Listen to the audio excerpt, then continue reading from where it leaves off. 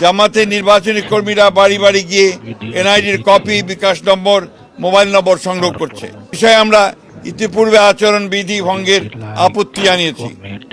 এই বিষয়ে জরুরি পদক্ষেপ গ্রহণ করা বলে প্রয়োজন বলে আমরা মনে করেছি এবং সেটা আহ্বান জানিয়েছি।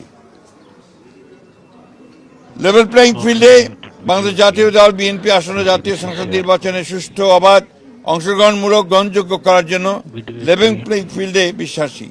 এই জন্য আমাদের দলের চেয়ারম্যান ব্যক্তিগত সফর বাতিল করেছেন, অথচ বিভিন্ন রাজনৈতিক দলের দলীয় প্রধান সহ অন্যান্য গুরুত্বপূর্ণ ব্যক্তিরা প্রতিনিয়ত আচরণবিধি ভঙ্গ করে দলীয় প্রচারণা চালাচ্ছে। এই বিষয়ে আমরা জরুরি ব্যবস্থা গ্রহণ করার জন্য অনুরোধ জানিয়েছি। আরেকটি বিষয় যেটা আমরা অত্যন্ত গুরুত্বপূর্ণ মনে করেছি, ঢাকা মহানগরী এলাকার বিভিন্ন নির্বাচনী এলাকায় একটি রাজনৈতিক দল তাদের মনোনীত সমর্থিত প্রার্থীদের নির্বাচনে বিজয়ী করার অনৈতিক কূটকৌশল অবলম্বন করে ব্যাপক হারে দেশের ভিন্ন ভিন্ন এলাকা হতে ভোটার এলাকা পরিবর্তন পূর্বক ঢাকা মহানগর এলাকার ভোটার হিসাবে অন্তর্ভুক্ত হয়েছে। মোট কত সংখ্যক ভোটার কোন কোন এলাকা থেকে ঢাকা মহানগরীর কোন কোন এলাকায় সংসদীয় নির্বাচনী এলাকায় কোন কোন তারিখে এবং কি কারণে স্থানান্তর করা হয়েছে, ঘোষিত কারণসমূহ স্থানান্তরিত ভোটারদের বিস্তারিত বিবরণ জরুরি ভিত্তিতে আমাদেরকে সরবরাহ করার জন্য আমরা অনুরোধ করেছি।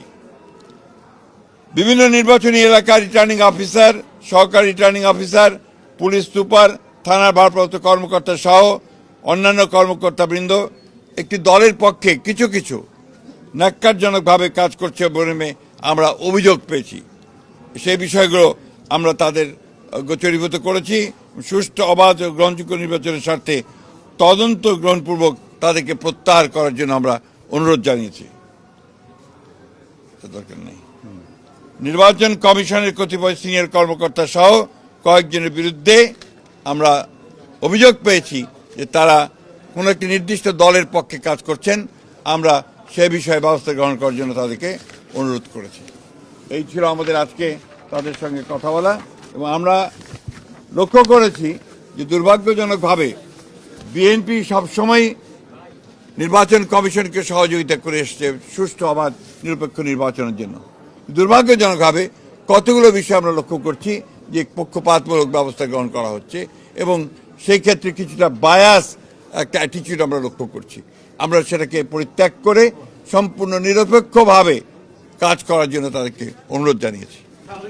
আমরা সবসময় মনে করেছি যে এই কমিশন দ্বারা সুষ্ঠু নির্বাচন সম্ভব যদি ছোট ছোট সমস্যাগুলোকে সমাধান করা যায় এবং আমরা যে বিষয়গুলো তাদের সামনে এনেছি তারা সেগুলো সমাধান করতে পারেন।